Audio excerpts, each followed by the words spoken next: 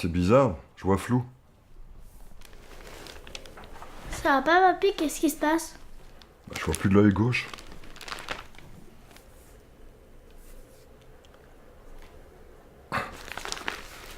Non, c'est passé. Ça doit être l'âge. Papy, ça serait bien d'en parler au médecin.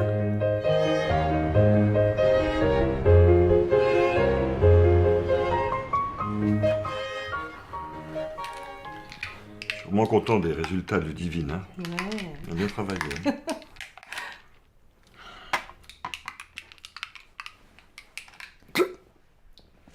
Qu'est-ce qu'il y a? Mais qu'est-ce que t'as? Aïcha. Mais qu'est-ce que t'as? Ludivine, viens, j'appelle le 144. Vous avez eu une attaque Je cérébrale, crois qu'il a aussi fait une appelée attaque. AVC.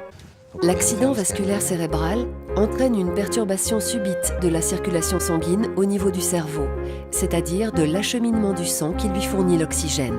Le plus souvent, l'AVC est le résultat de l'obstruction d'un vaisseau sanguin par un caillot.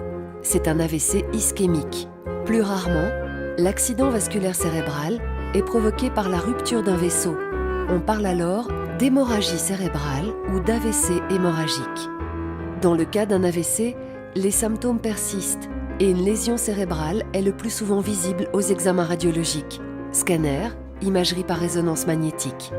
L'accident ischémique transitoire, AIT, est dû, comme l'AVC ischémique, à la présence d'un caillot dans un vaisseau sanguin, mais qui obstrue de manière transitoire la circulation sanguine cérébrale. Dans le cas d'un AIT, les symptômes durent en général moins d'1 heure et aucune lésion cérébrale n'est observée aux examens radiologiques. Après un AIT, le risque de subir un AVC dans les jours qui suivent est très élevé. Même si vous n'avez plus de symptômes, une consultation médicale immédiate est nécessaire.